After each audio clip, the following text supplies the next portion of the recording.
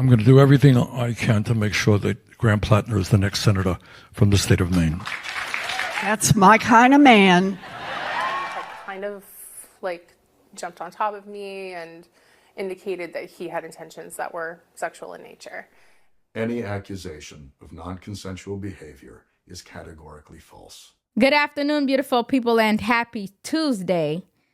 So one moment, he was the progressive movement's rising star. Some of the biggest names in the Democratic Party were publicly urging him to get out of the race. So what exactly changed? A bombshell allegation has thrown one of the most important Senate races in the country into complete chaos. And now the same politicians who spent months defending, endorsing, and promoting Graham Platner are suddenly trying to distance themselves as fast as they can. You heard Bernie Sanders. I will do everything I can to make sure he is the next senator. And now Private Jet Bernie is demanding that Platner drops out of the race. But here's the question that many voters are asking. Why did it take this specific allegation before so many Democrats decided that enough was enough? His track record should have had him nowhere near such a race. Even Senator Fetterman is calling on Bernie Sanders to apologize for pushing Platner and apologize to Platner's victims. Let's talk about it. Welcome to Nellie Miranda.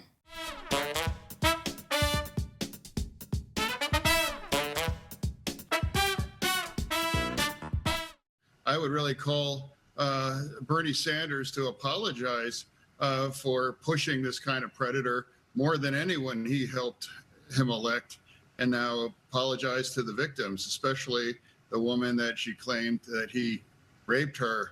So I don't know why you want to keep pushing these kinds of people. As always, please make sure you like, share, and subscribe to support the channel. Okay, so will Senator Bernie apologize? Most likely not, but at the very least, he is calling for Graham Platner to drop out of the race. So Maine Senate race has become national news after Democrat nominee Graham Platner was accused of sexual assault by a former girlfriend. Platner has categorically denied the allegations and says that this is politically motivated. I wanted to directly address the troubling, serious, and false allegations against me. Any accusation of non-consensual behavior is categorically false. No criminal charges have been announced, and the allegations has not been proven in court. But politically, the fallout has been immediate. Democrats who endorsed him are now abandoning him, and rightfully so. Not because he is proven guilty, but because the optics are not looking good. Major campaign organizations are threatening to pull funding, and Democrats now have days to decide whether they'll replace their own nominee before Maine's ballot deadline. And according to reporting first published this week, a former girlfriend alleges that Platner sexually assaulted her in 2021. The accusations are serious. His campaign says the allegations are false and timed to damage his campaign just before an important election deadline. Tell me about that. When was it? It was at the end of 2021. I remember it being shortly after I moved back into my winter home.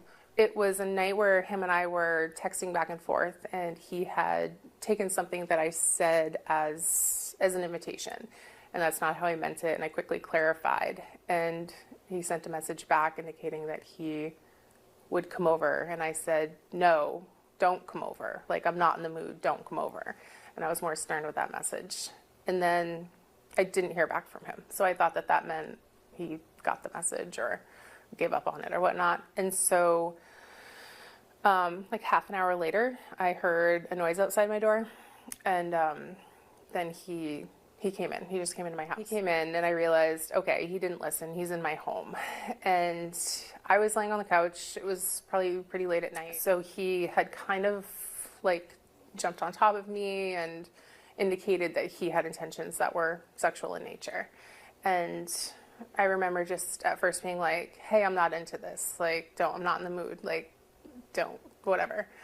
And it got to the point where I was like, okay, I feel like I've said this enough times. He's not listening to me or he's not hearing me. And I looked at him and I remember this very specific look in his eyes. And I could smell alcohol and I was like, this is different. He is heavily intoxicated. Now, regardless of where someone stands politically, allegations this serious deserve to be taken seriously.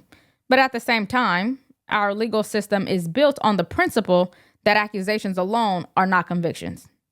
And those two ideas can exist together. You heard the line that two things can be true at once. And that is why this story isn't simply about the allegations itself, but about the political response. Because within hours, Democratic leaders began distancing themselves. Senate Democratic leader Chuck Schumer, DSCC chair Kristen Gillibrand, Elizabeth Warren, who once said, "That is my kind of man." That's my kind of man. Several prominent Democrats who had previously supported Platner all publicly called on him to withdraw. The Democratic Senatorial Campaign Committee also announced that they would not invest in his race if he remains the nominee.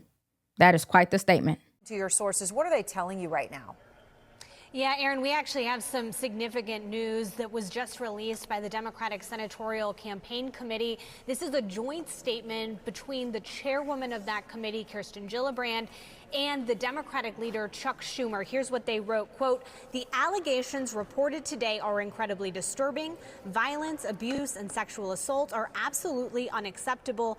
Graham Platner needs to immediately withdraw as the Democratic nominee for Senate and allow Maine Democrats the opportunity to choose a new candidate who can defeat Susan Collins. The DSCC will not invest in the Maine Senate race if Platner remains on the ballot." So a very, very serious threat there from the DSCC, saying that if Platner does not get out of the way, they are not going to help fund this campaign. And obviously that is extremely significant given what you just pointed out. Democrats need to win this seat in order to try to take back the United States Senate in the midterm elections in just a couple of months. But here's where critics are asking difficult questions.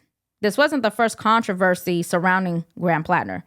For months, stories surfaced involving offensive Reddit posts, controversy surrounding a tattoo with Nazi-linked imagery that he later covered up, allegations from a former girlfriend involving abusive behavior that he denied, criticism from former campaign staff, and several other controversies that repeatedly made national headlines. And yet, many national Democrats continued standing beside him. They endorsed him, campaigned with him, raised money for him, praised him publicly. And just like magic, those same endorsements are suddenly disappearing. My question is, why are Democrats ditching him now? And I just want to show the wall because this isn't the first scandal. You got October. The Reddit posts resurfaced about communists, anti-police, disparage rural white Americans. Then you got the disclosure of the Nazi tattoo that he had. Then you got what he described about the Purple Heart veteran, mocking them, the Charlie Kirk profile, the Kirk profile, and then his picture, and then you got the sexually explicit messages, the ex-girlfriend who talked about the unsettling behavior, and then you get this. So, I mean, there's been a lot of scandal. Why ditch him now? Why ditch him now is because, as I think Mr. Fetterman put it, he's like a dead man walking. He's just going to run a bad campaign. He's a weak candidate now, and they know they're going to lose if they stick with him. The worst part of this is that they knew all this, and they went ahead with him. One of the most discussed reversals involves Senator Elizabeth Warren. Earlier this year, she enthusiastically endorsed Platner during a campaign rally. After the latest allegations surfaced, Warren issued a statement saying, "There can be no tolerance for sexual assault." And she said that Platner should step aside.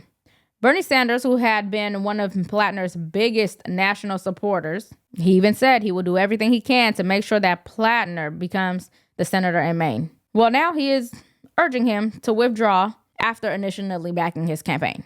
So politics come down to timing. Democrats were hoping that Maine would be one of the seats that could help them regain control of the Senate. But instead, the conversation is no longer about inflation. It's not about taxes or border security or even health care. Their focus is now about who should they put on the ballot once Platner is removed. And they don't have much time, so it's looking like a nightmare scenario for the Democrat Party. Instead of attacking the Republicans, They're trying to clean up their own mess. But here's what Senator Elizabeth Warren had to say when asked to clarify her statement about Graham being her kind of man. Take a listen. I wanted to ask you about something you said. You said he's your kind of man. And I've interviewed you for a long time and watched your hearings and listened to your questions. You care about character. This is a guy that had a chest tattoo with a Nazi symbol. Okay, he apologized for it. It's a guy that reportedly wrote that people concerned about rape should take some responsibility for themselves and not get so effed up that they wind up having sex with someone they don't mean to. So, as you rightly point out, he has apologized. He's out meeting with the people of Maine every single day so they can evaluate not who Graham Platner was, but who Graham Platner is today. And let me tell you exactly how that comment came to be. I was describing how I didn't know Graham Platner from anybody, and I'm reading an interview with him, and he's asked, when did you first know that the game was rigged? And he harks back to the 2008 crash, when 10 million families lost their homes, when 8 million people lost their jobs, when millions of people lost their savings, and when big banks cheated folks, when non-bank financial institutions tricked them, robbed them of their homes. And Graham Platner's answer on when he knew the game was rigged was when not one banker went to jail. And I said, that's my kind of man. It appears to me that she is doubling down on her statement, and she claims to be in support of his policies. And quite frankly, if the allegations weren't so loud and so public, they would have continued to support Platner. At this point, they're just saving face, because apparently nothing is more powerful than the Me Too movement. So under Maine election law, Platner has until July 13th to withdraw if Democrats want to replace him on the ballot. If he steps aside before that deadline, the Maine Democratic Party would then have until July 27th to choose another nominee. But what if Platner refuses to leave the race? Do Democrats bite their tongues and continue supporting him, or do they abandon the race entirely? It seems like an impossible situation for the Democrats to face. But ultimately, this story isn't just about politicians. It's about voters, people who donated money, knocked on doors, and genuinely believed that they were supporting the right candidate. Do you think they were misled? Were the warning signs already there and they weren't taken serious because party leaders believed that winning the seat was more important? I think those are fair questions to ask. And I know many of us are wondering, why now? Why the Me Too situation right now, 5 years later? We are all free to speculate, but one thing for sure, and two for certain, the power of women, our claims and emotions are always underestimated. But here's a side-by-side of Eric Swalwell and Graham Platner publicly acknowledging their allegations. See and hear from me directly. I wanted to directly address the troubling, serious, and false allegations against me. These allegations of sexual assault are flat false. Any accusation of non-consensual behavior is categorically false. I'm going to spend time with my family and friends, and I appreciate those who have reached out to me to show support. We are taking the time to reflect on the best path forward for the state that I love, the people that I love. So what do you think? Should Graham Platner step aside immediately, or do you believe that candidates should remain in the race unless allegations are proven in court?